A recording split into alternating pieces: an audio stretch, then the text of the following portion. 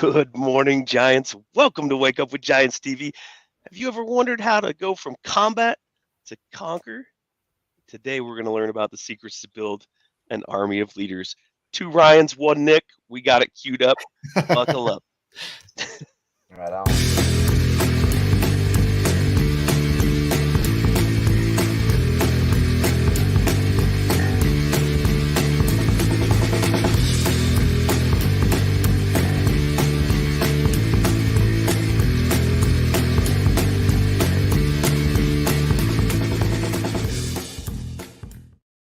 Good morning, Giants. Welcome to Wake Up with Giants TV. I'm Ryan Morris, co-creator of Wake Up with Giants TV, a tribe of giants and 12 journeys coaching.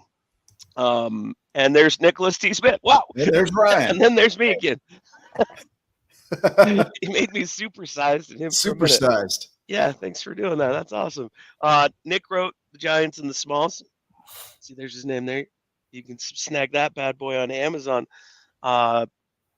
This thing is amazing, and that's the reason why we're here on this podcast, and a lot of serendipity that happened along the way. And another amazing thing of serendipity is our guest today. So once we're done here, Nick's going to introduce our guest. I'm a little bit biased because he has my same name, and it's probably the best name on the planet. Sorry, everyone else. I disagree, man. I mean, you can. That's your right. Yeah. Make it true, Nick. You're outnumbered on this call, though. Yeah, Nick. We'll see. We'll see. drop both of you off, right? He can do that because he's got the controls, so he can do whatever he wants to do. Oh my gosh. What are we doing, Nick? What's the latest things that we're up to? What do we have going on? Right now we're heavy in our coaching certification with my12journeys.com. We've got coaches going through that program right now because it enhances what they're already doing. So My 12 Journeys is the 12 Journeys framework based on the giants and the smalls, and it's a holistic approach to healing. And so we deal with everything from the non-conscious, the mental, the narratives that you're telling, all the way through to your legacy. And so we've got coaches taking this into their businesses, which is phenomenal. And so they're partnering with us in that program. And I feel like it enhances everything you do, therapy, business, teaching. So it's a killer program. So if you want to learn more about it, go to my12journeys.com. It's at the bottom of the screen. And that's where we're at today. Sweet. And now it's time to introduce my new favorite person. Let's do it. Yeah, today we are set to explore essential lessons in resilience and transformative leadership. In this episode, we're diving into the real-world application of overcoming severe adversities and harnessing those experiences to lead others with strength and vision. So our guest today exemplifies these qualities through a compelling personal and professional saga. Ryan Stream is a distinguished individual whose life has been a series of remarkable transformations. His professions include TEDx speaker, best-selling author, and award-winning musician. And we found out today he drives truck, which is badass. So we're going to talk about that too. His personal journey from the homelessness and foster care to serving as a war veteran across 2 tours in Afghanistan provides profound insights into overcoming obstacles. Beyond the battlefield, Ryan has conquered challenges in academia, faced down personal demons, including depression and addiction, and emerged as a successful entrepreneur with ventures spanning from trucking to real estate and beyond. So I'm excited to welcome this giant to our show. Our goal today is to uncover the strategies that have empowered him to lead and inspire, proving that resilience can forge not just survivors, but leaders. Welcome to the show, Ryan. Hey, what's up, gentlemen? Thank you. All right. Now I'm on the big screen. What's up? Yes.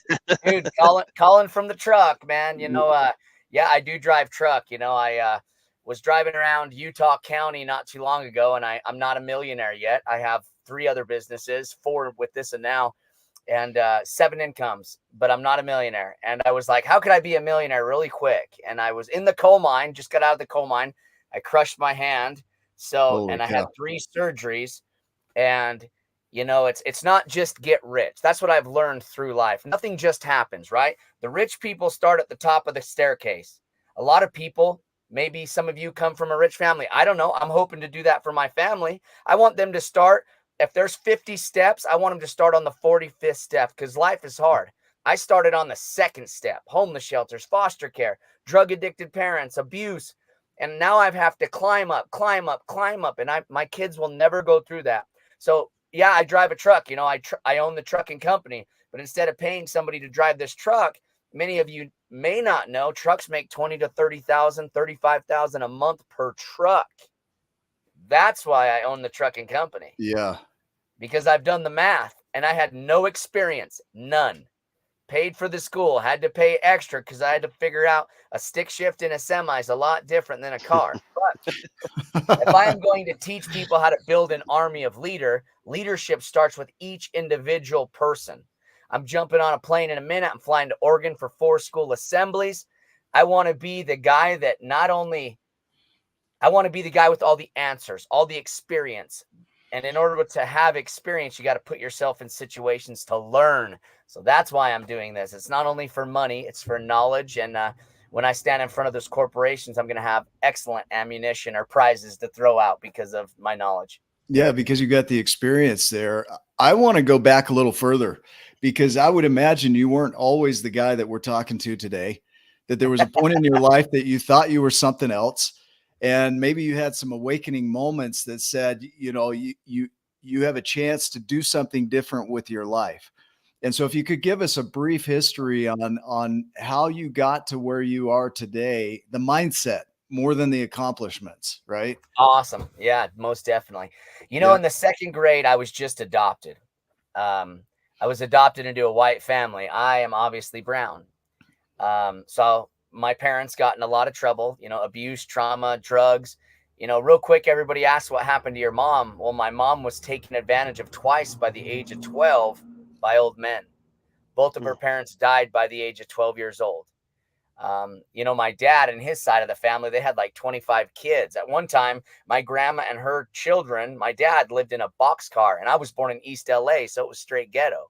And, you know, my mom, she grew up making bad choices, married my dad. My dad would beat her into a coma. So it started this spiral of us moving around different places. And to make that story short, after the foster care system, the homeless shelter, we ended up getting adopted, all of us, by the same family, and they had 11 kids. Holy cow. And I was heartbroken, as you could imagine, dude. I'd gone through so much. I seen my family get ripped away. And as we know from psychology, the most important stages of your life is the first few years, right? Some people would argue it's 1 through 5. One actually say it's 1 through 8. Those were the years where my life was difficult. But I was in the bathtub scrubbing my skin because I wanted to be the same color as the family that adopted me. Obviously, I wasn't white under my brown skin. I found out quickly that there was blood as I sat there and scrubbed and scrubbed and scrubbed. And I remember crying. I remember crying because I was different.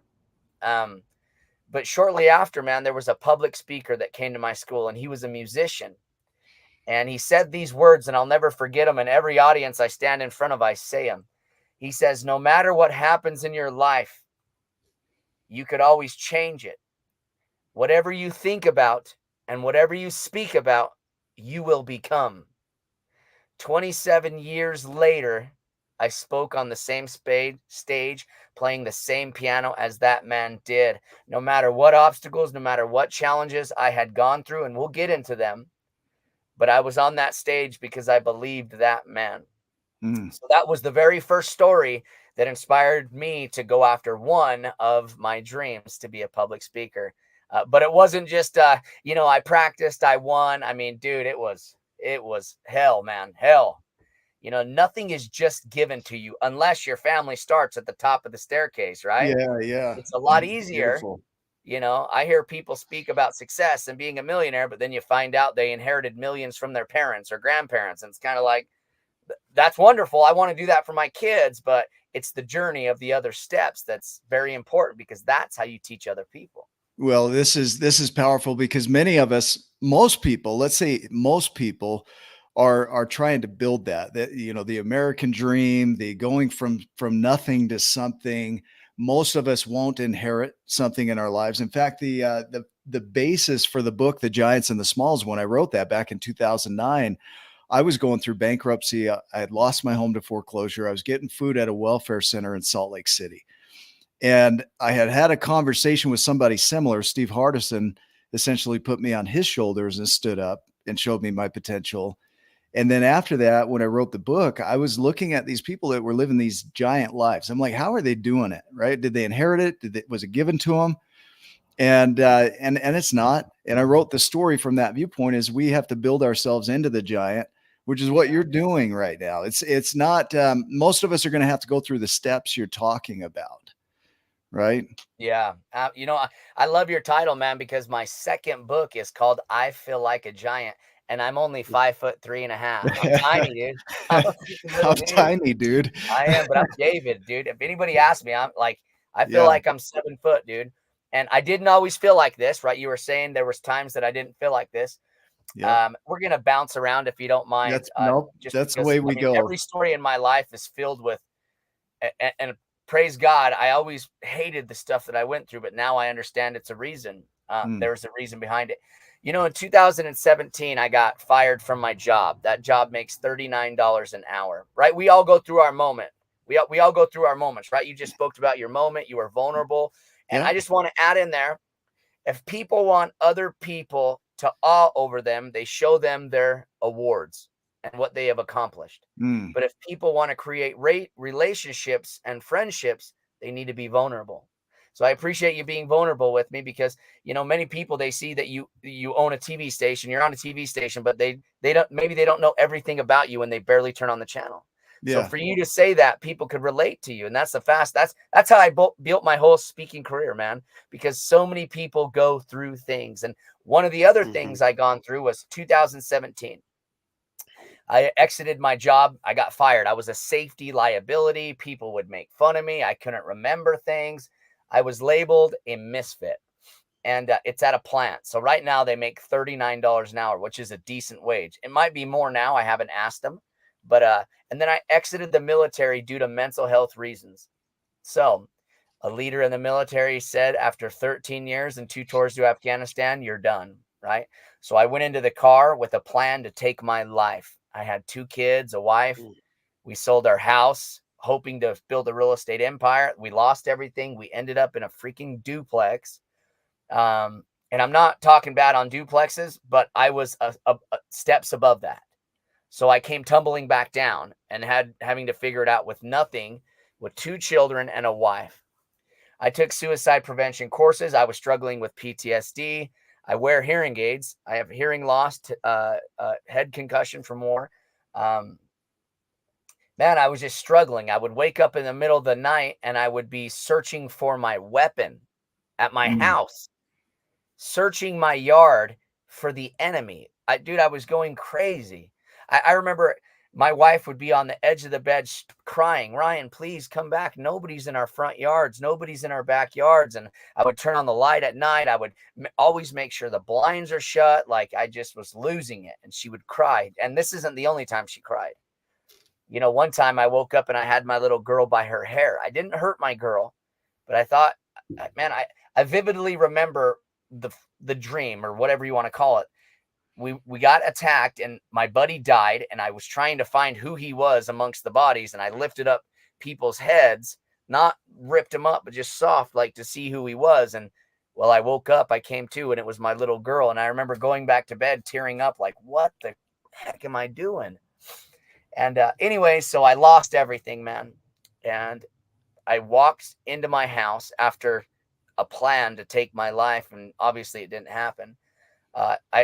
Everybody wonders what that is like. And, you know, over 90% of people have thought about not wanting to live, right? I can't remember where that statistic come from, but I remember reading about it a little while ago because, you know, I'm going to psychology. Anyways, she had no idea that I was about to do that. But people they'd say, what's that like to be in that moment? And I'll tell you, I was punching the steering wheel and I put my hands in my face and I said, God, why me? I'm nice to people. I'm kind to people. I serve people. I give to people. I'm a friend. I try to remember people's names. I remember punching the steering wheel and punching the roof. And 4.5 miles outside of town, I would always pass this cement wall, right? And it came to an end. So if I hit it straight on, I know that I would die.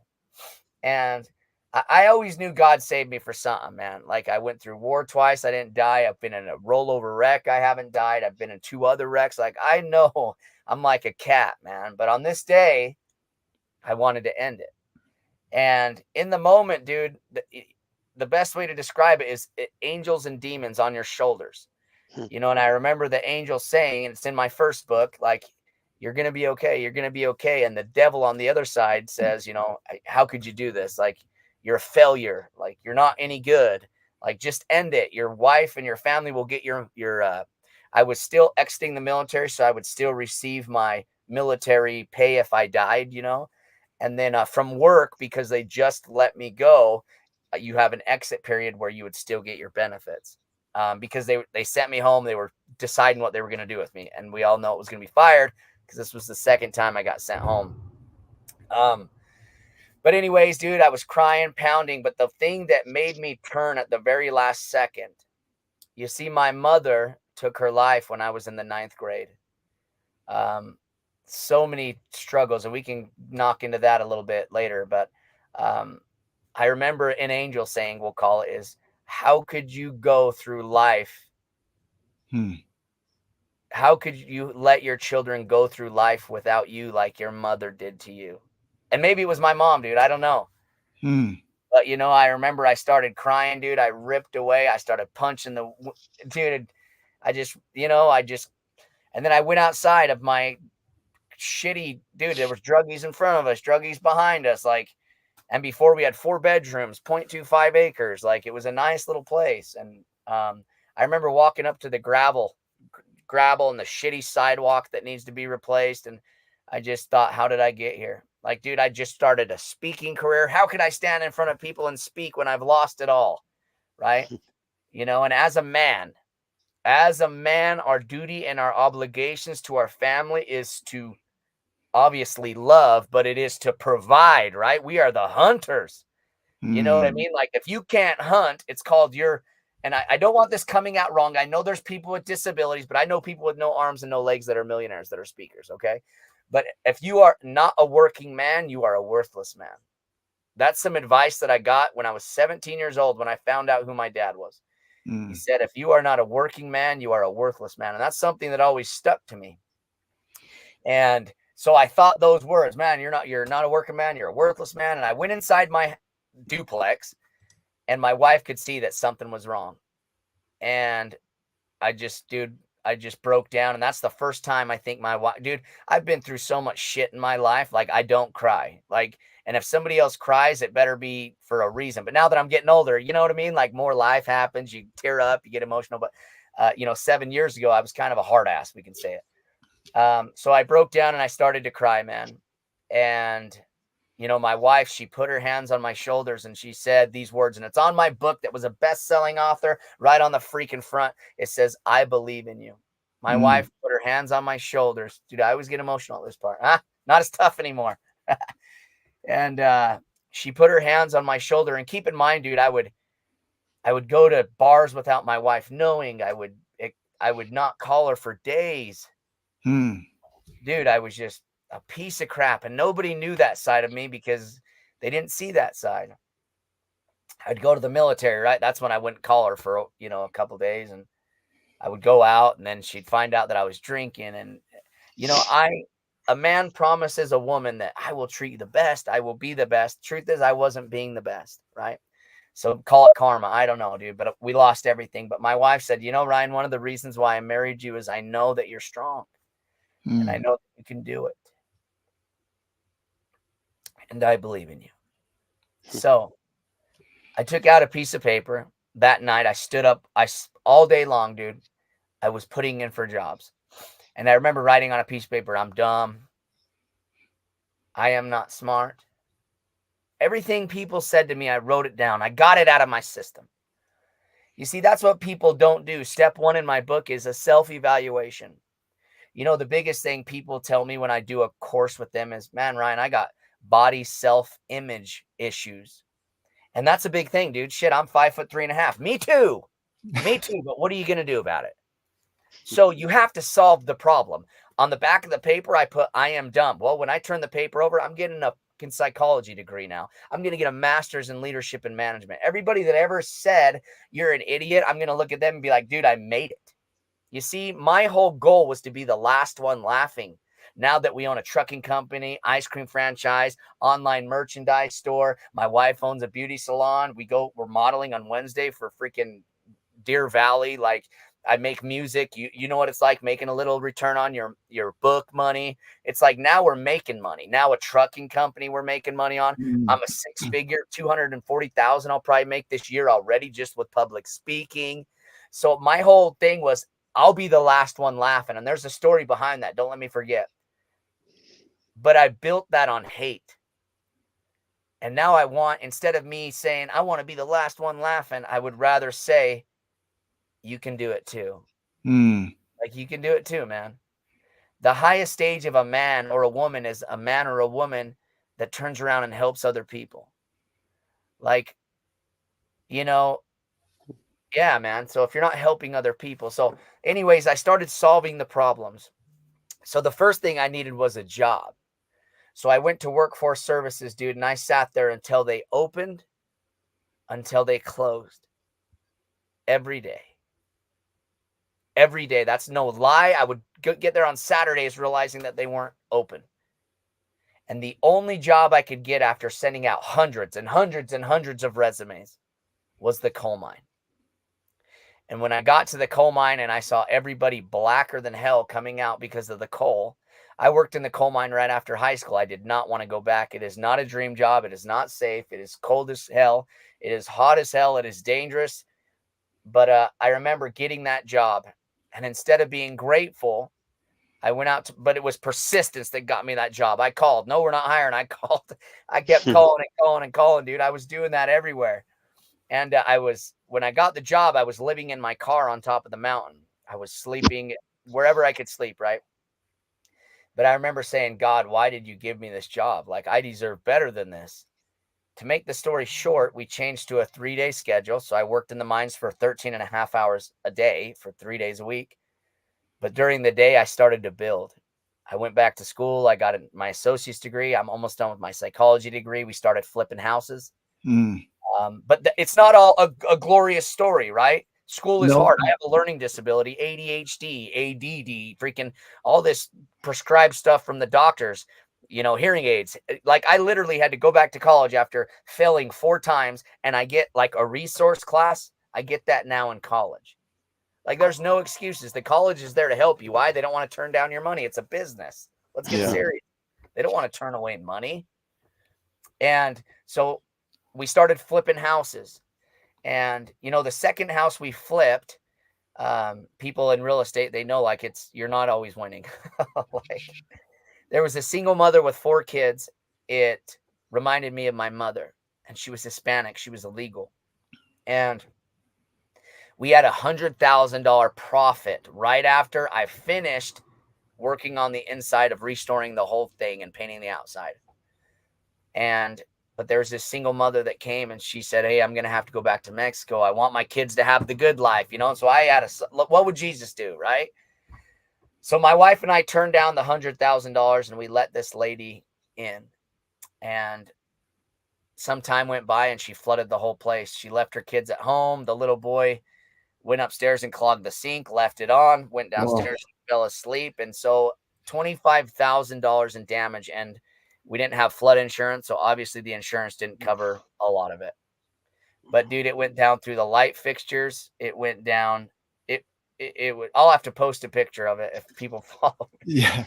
But what makes this shitty? It's right after I had my hand surgery, so I amputated my finger, getting my finger smashed underground, and then I had 3 surgeries. So, once again, dude, I was crying. I guess I'm turning into a little wuss, but I said, God, why me? Like, not only did I miss out on 100,000, now I got to put all that money back into the apartment. Now, when I sold the apartment, the economy's so high, dude, we didn't even make the money. And the apartment had to sit vacant for like 5 months, and I had to pay the payment out of my own pocket. So I sat there on the bucket just dude crying. Like, are you kidding me? We just finished another house. The contractor wasn't showing up. I had to go do the work, and I don't know how to do the work, dude. But when I sat there on the bucket complaining, is what it was, right after a hand surgery, so doing a lot of the work with one hand and a couple fingers, God said, you're learning how to build. And dude, that's what gives me courage. Like, why did you buy a trucking company and you don't even know how to drive it? It's like, you got to figure it out, dude. You know, Can I, like, I want to tie in, hang on to this. Like, don't move away from this, because I want to, Ryan, I'm the same. Like, I can relate to this, like being pissed at God, pissed at this whole concept that we live as human beings, and the vulnerability right here. I want to tie in this, and then I want to pull in some of the framework that we use, and then get your take on that. Right. So, Ryan and I have been through similar things. The book, The Giants and Smalls, this show, the community, this all came from struggle. I got divorced in 2019, and in 2018, I knew things were bad. That's when I picked this book back up. So I wrote it in 2009 and didn't do anything with it until 2018. And I couldn't afford to pay for the illustration. So I paid for one a month for a year to pay for the illustrations. This is all I had, right? I was working full time. My life wasn't a gym. I just finished school. I got a master's degree in industrial psychology. I'm feeling smart. And here I am broke as shit, right? My life is falling apart. And so, back in 2009, I had gone through that once, and then here I was going through it again in a new way, and life got dark, and I needed something to keep me here. And that's where the Giants and the Smalls really kind of saved my life.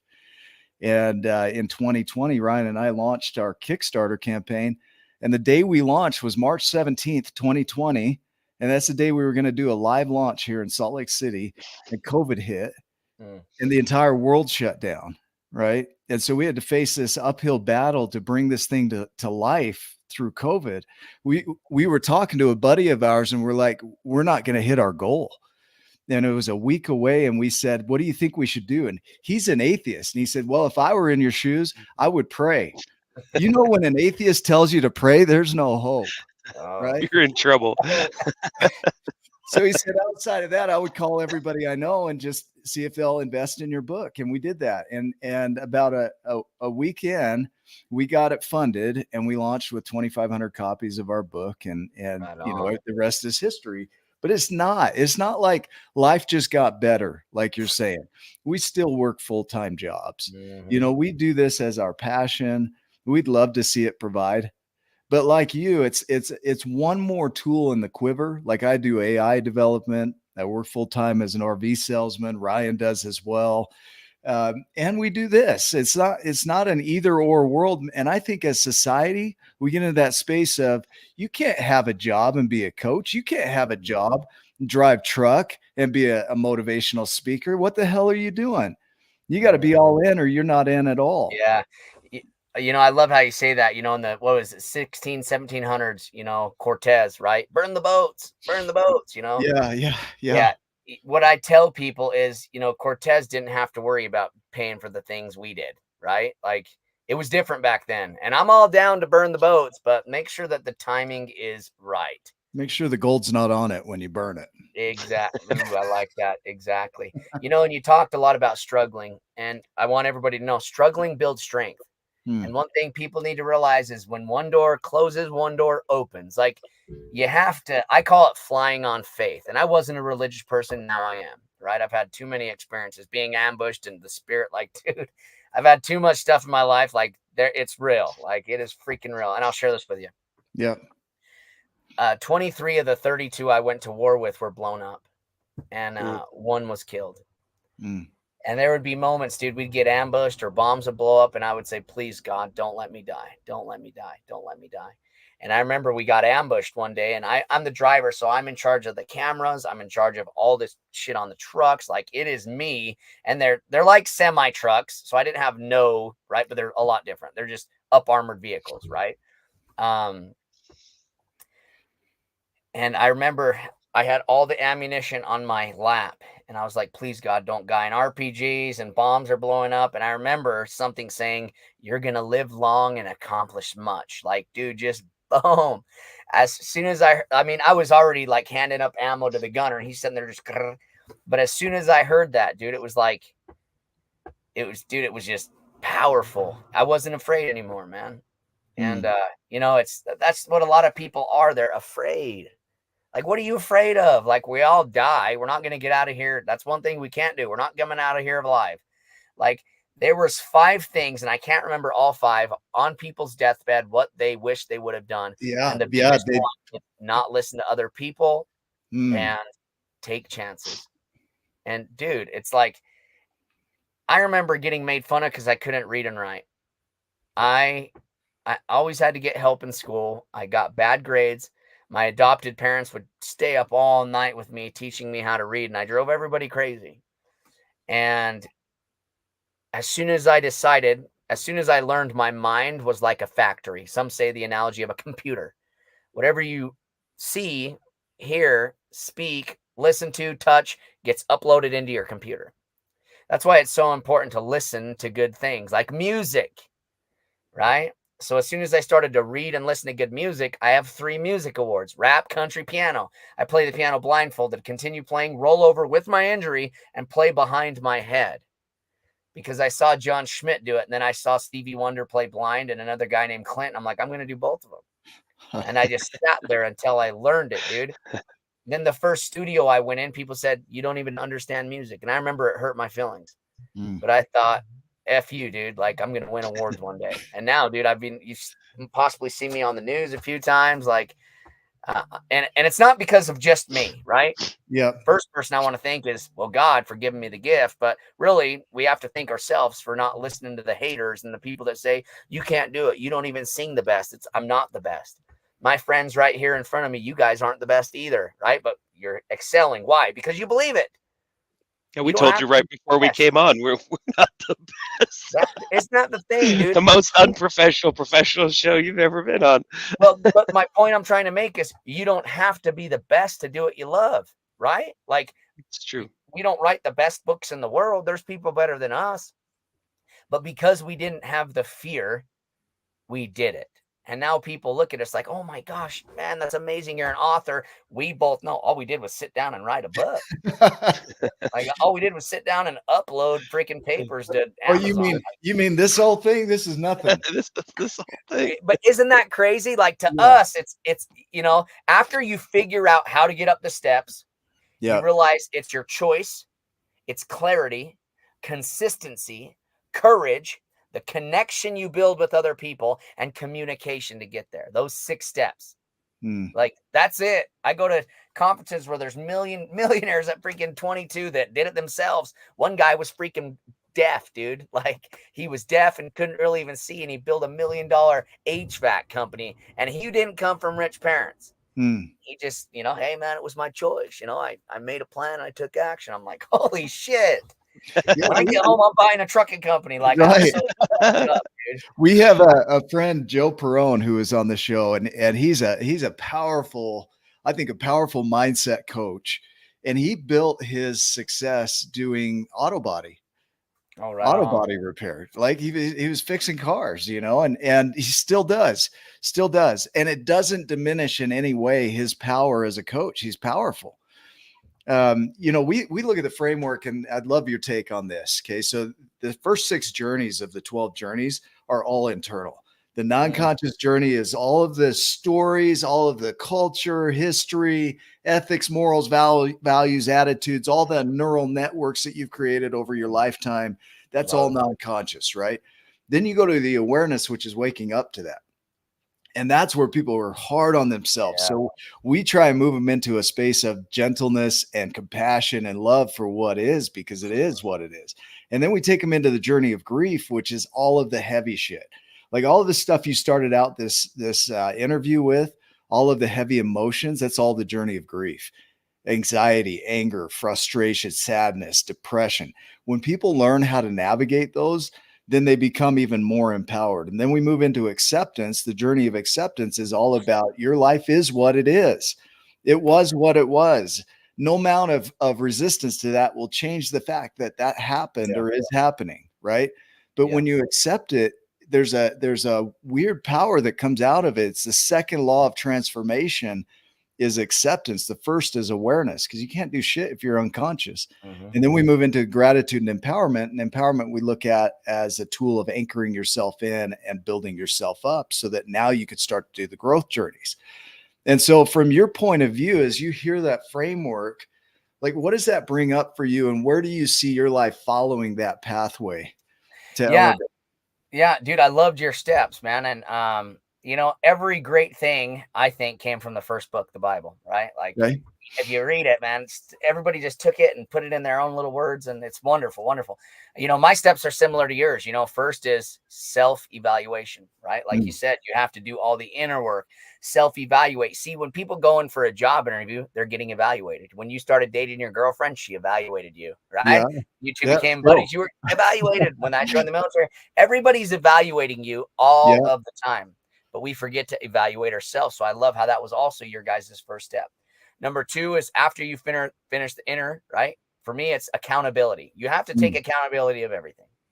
3 is the belief, just like you talked about. 4 is making a plan. And I figured out a lot of people don't know how to make a plan. And that's okay. And when you don't know something, you got to seek it out. You have to find it. But a lot of people like me, when I got into college the first time, I didn't know what to do. So I just didn't go. Right. And then step 5, like my friend just said on there, it's consistent along her lines. It's action, action, action, action. Will you please repeat your question? I'm sorry I got off there a little bit. No, that was perfect. I was tying it in with you. But, I feel like you did. So just finish out your 6 steps, because you have 6 steps, right? So the choice, consistency, that was another one, but these were the 5 steps. Okay. But yeah. So tying that in, I mean, it's really like the framework that we're looking at here is that every one of us that is here, those that are watching, those who will watch after us in the room, when we came into this world, we had a certain set of genetic predispositions that were there. And then we were thrown into this environment. For the first 7 years or so of our lives, we absorbed everything. We thought that's who we were. And those neural connections in the beginning are unfiltered. There's no filter at all on them. So they're absorbed completely. And then around the age of 8, we start pruning and we start getting rid of stuff, but we don't get rid of the foundational principles that we learned. They tend to stick with us through our whole life. They're persistent. But then we add in our own stories, our experiences, our cultures, our cultures internally, what we believe. And then that affects the perceptions that we have of the world. And then that perception determines what we predict about the world. And I love the word prediction because it's what we speak. It's before we speak, we have a chance to predict, and then we speak it to the world, and then we act on it, and that becomes our reality. So we get confirmation out there of our reality, but it's not really reality as it could be. It's reality as we see it. So we get confirmation of our internal world. And every one of us, like you, has gone through something that we thought defined us. But here you are showing us, and I don't know how old you are, 25, 34, 34, at 34 years old. See, and I'm learning it at 49, at 34 years old, you're learning that you are not your narratives, but you are the narratives that you choose to tell. You're not the ones that were given to you that you inherited. You're the ones that you choose to tell. And I can hear the power in the ones that you're telling. And you can see it in your outcomes. Yeah, absolutely. It goes with what you've learned in psychology school, nature and nurture, right? Our nurture was a certain way, and then our nature, our surroundings obviously have an impact on us. When I was 16 years old, 17, just graduating high school, I was the homecoming king, dude. I freaking joined the military, graduated with honors. My goal was to be in the special forces. I just had blood clots in my legs. They were going to amputate my leg, and actually it almost killed me. They were putting me on a helicopter, and they didn't think I would live. So anyways, they cut the wound open when I was awake. My mom said I was screaming. It was terrible. Oh my gosh. Yeah. But I got back up. I ended up, breaking another track record, going into the military, graduating with honors, excelling. I had a good nature around me. My parents always taught me to be good and do good, right? And they were very hard on us, man. it's like I lived with drill sergeants. I'm not even exaggerating. But, 11 kids plus 36 students going through your house a day. I'm sure my mom and dad were a little bit wild sometimes. But I ended up being a drug addict. And I don't know if you knew that about me, but for about 2.5 years, I was homeless, living on friends' couches, sued twice, pulled over 3 times with drugs, assault on a police officer. So I was homecoming king, right? Homecoming king, graduating, bam, getting in the coal mines, excelling, started hanging out with the wrong crowd. $30,000 in debt. The only way I got out of that was to go to war. So the first year that I spent in Afghanistan paid my debts. A whole year. And then when I got home, I got sued for something that I did when I was 19 years old. So, dude, you just have to and I just wanted to add that in there because we're short on time, but I have gone through so much, and it was always this, why me, why me, why me? But as soon as I changed my nurturing surroundings and what I listened to, what I viewed, my life changed. Now, depression, I need to memorize this, but the exact what depression is, I don't even know if I want to say this because I'm going to totally get it wrong, but it's depression comes and goes, right? Yeah. And there was a speaker that said depression is when you stop progressing. And you think about the times where you were depressed in your life, and when I was depressed in my life, it's because I felt like I was at a standstill. Like, we're creators. If we're not creating something, like, that's depressing. Because if you think about it, let's go back to, if somebody has body shaming issues, right? That's a huge one everywhere I go. That's always one of the top 5. And it makes them feel insecure. Well, what does insecurity feel like? Well, it makes me feel sad. Okay, well, what does sad feel like? Well, it makes me feel unwanted. Okay, what's unwanted feel like? Well, I feel unappreciated.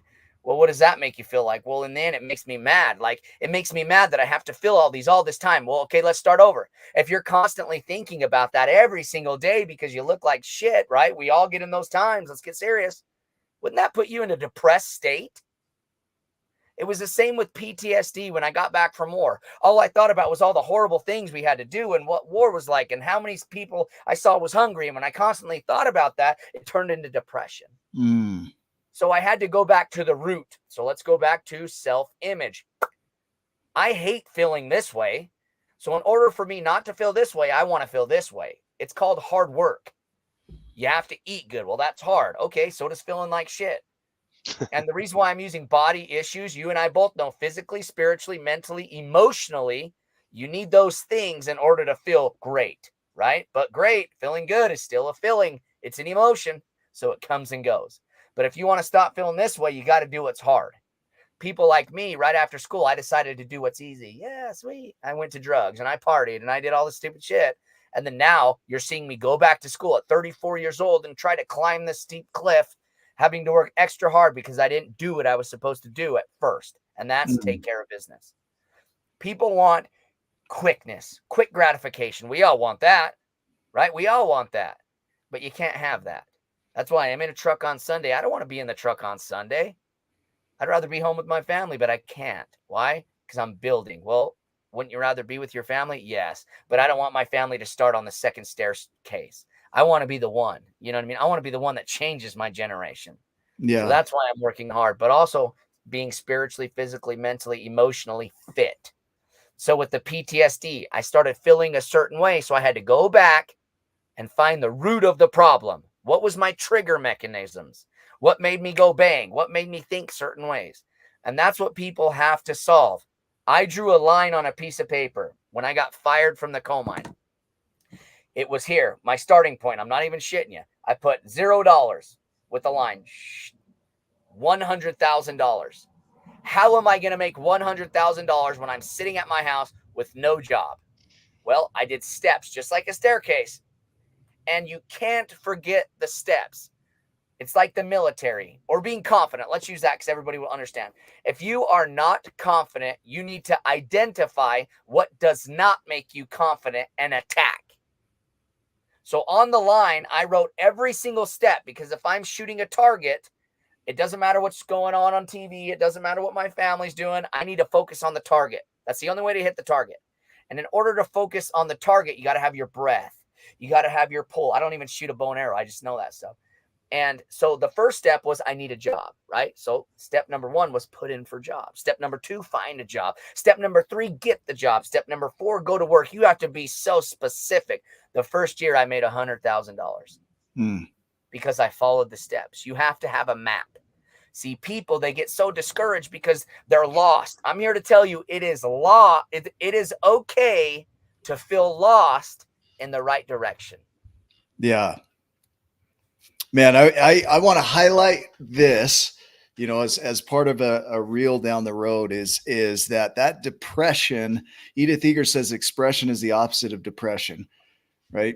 And depression is it gives you a chance to pull back from what you're doing and really look at reality as it is. And when you see reality as it is, that depressive cycle that you talked about is where we ruminate and we go back to look at reality and we don't like it. We just get stuck, right? Yep. But if you can have a reverence and a respect for your reality as it is and really reflect on it, you can do what you talked about and you can re-engage in a new, more powerful way. And then when you re-engage in a new, more powerful way, we call that resilience, right? You bounce back. And the more you can do that, depression then becomes a tool of usefulness. You recognize what I'm doing isn't working. I still get depressed. I have days I don't want to get out of bed. I have days that I wonder what the fuck's going to happen next. Right. I have days where I blame God. I have days where I'm angry. You know, I have days where I have so much anxiety. I don't know if I can make it, you know, and I still, every morning, what I do is I get up and I reflect on my day and I determine this is who I'm going to be today, because I can't do tomorrow. I don't have time for tomorrow. But I think it's so powerful. What you're hitting on is just take the step. And if that's all you can do is take one step, take that step, right? Well, and bro, sometimes you're going to fall down the steps. Sometimes even the best teams have to punt the ball. Yeah. But it's the experience that you learn going back up the staircase, right? And a lot of people will use the example, a job, right? A lot of people, they're afraid to go this way on the staircase because, well, I don't know. Maybe that's the wrong direction. Great. Now you know it's not the right direction. Now keep freaking stepping, keep moving. Don't just sit there. That's going to cause depression. Like, I get it. What you just said, dude, even working, I work too much now. And I stand up in front of corporations and say, give your kids and family the time and the attention that they deserve. And I'm just going to show you this because. While you're doing that, I think people think they need to feel good to do something. And I can't tell you how many days I haven't felt good doing stuff. How does that make you feel as a parent? Being a psychology specialist, right? Yeah, she's sad. Yeah, she's sad. Why? Because mom and dad's always gone. Yeah, right. My daughter's on here. She's 7 different states. I'm gone. I left her with her grandma and grandpa, and they're amazing. But last night it hit me. It's like, oh my gosh, I'm home. I'm home almost every night, unless I'm traveling. Like, for example, yes, I got to travel for 2 days now, but that's one thing I'm very strict on is like, nope, I'm not taking the truck out of the state. I have a driver, like, you know, and when there's time for me to jump in it, I'm going to jump in it. You know what I mean? But I'm always there most nights. But that right there, seeing that picture yesterday, I got to reevaluate some of the things in my life, right? We all praise people that are so busy and have all these businesses. And man, I'll tell you what, when I throw up the picture of all the stuff I do, right? Because people want to follow people that win, right? Yeah. It's the truth. The guy that came home with the big old elk on his shoulders to feed the family all throughout history, people praise that person. But right now we realize on the psychological aspect, the guy that we didn't know back in the day that was always gone, he had no relationship with his kids. Yeah. You know what I mean? So they say balance, balance, balance. We all know there's not really a such thing as a balance because when you're at work, you're away from your family, right? It's you just try to find the balance. And I thought I was doing really good at it, but obviously I'm not, right? Because my little girl was sad and maybe she figured out how to do those emojis, but dude, that broke me. That broke me. I pulled up you mentioned earlier, the 5 things that people regret at death. I pulled these back up because I think it ties in. I'm going to read them because they're powerful. I wish I had the courage to live a life true to myself, not the life others expected of me. Yep. I wish I hadn't worked so hard. I wish I had had the courage to express my feelings. I wish I had stayed in touch with my friends. I wish I had let myself be happier. You know, I gotta get quick. I apologize, but on that, Yep. if you don't mind me saying this, Yeah. you know, I get in front of a lot of people, right? I've done, probably not even exaggerating, 15. I've done over 20 shows in the last 3 months, 2.5 months. Because 2 months ago I did 15 in 1 month. You know, some of them were twice in one day, and a lot of them were here in Utah. I didn't have to fly out too much, but I want to use this as an example because you just said you want to talk to your friends. Nowadays, it's almost hard to have friends, it seems like, or that's the way I think. And here's why. I've been so busy, right? And a lot of people think I have all these friends, and and I have to tell the kids, 2.5 years ago, my car broke down 70 miles away from my house. All of my coworkers were still at work. I didn't have anybody to call because I never built those types of relationships with people. Crazy. I remember looking through my phone thinking, well, they're out of the state. They're out of the state. They're at work. I don't know anybody. And I said, oh my God, dude, I started to pray for friends. When I told this last high school I was at that I don't even have very many friends. Like, I've been focused all on I can family. relate. Yeah. Yeah. But isn't that something, man? And so it's like, you know, Yeah. it's tough, but you want to know what? It's supposed to be this way. It's supposed to be a struggle. It's supposed to be hard. I just want to say this, man, because I really got to get going. But, you know, one of the taglines that I've adopted was be your own hero, right? And people say, well, you shouldn't be your own hero because you should save other people. Well, if you and I have been on an airplane before, the first thing that they say when that oxygen mask falls down is you have to put it on yourself, which would be very difficult to do if you have children next to you, right? But if you don't have oxygen to breathe, how are you supposed to save other people? So I told people, you need to be your own hero and then save other people. And that's where I get the building an army of leaders from. All right. We could teach, to be a good leader, you have to listen. You have to have empathy. Like, I get that. But you need to understand you're the leader because you're the one that's walking yourself through life. Your character, my character is Ryan. I could win, fail, succeed, triumph, whatever, but it's up to me. And then I need to help leaders be a leader among leaders. I love that. Let's go ahead and wrap up. We know your time is there. Ryan, just a quick thought.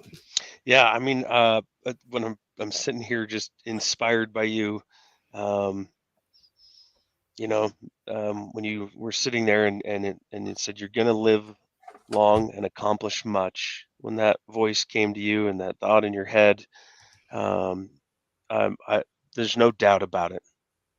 And you've accomplished much, and your ripple effect is going out and helping so many other people as you're modeling this very thing of life and showing other people what's possible. That's the putting people on your shoulders and standing up. That's what happened to Nick Smith with Steve Hardison. That's happened with me and Nick Smith. And I'm grateful for you. I just want you to know that you're doing it. You're like a pit bull in a Chihuahua's body, and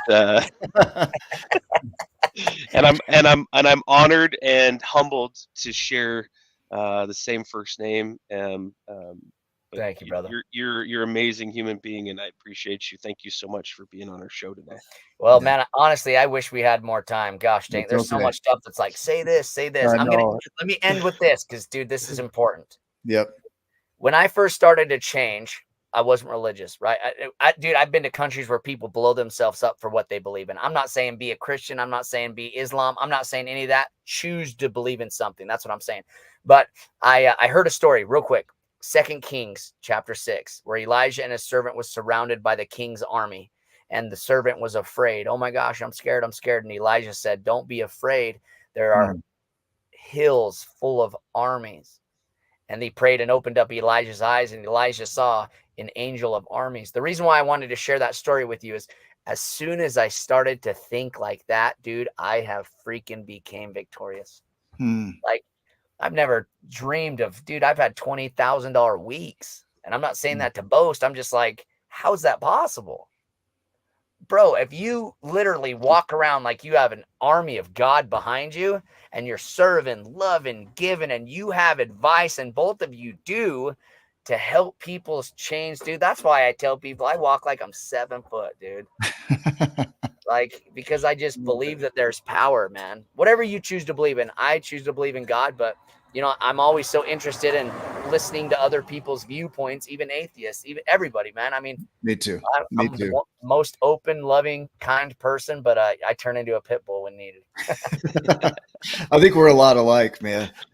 Man, I really look forward to building the relationship and continuing from here. For those that are watching, thank you for being a part of this. Ryan, thank you for your time today. I know you got to go. We're going to go ahead and wrap up. For those that are watching, share this message with somebody that you know that needs this message today.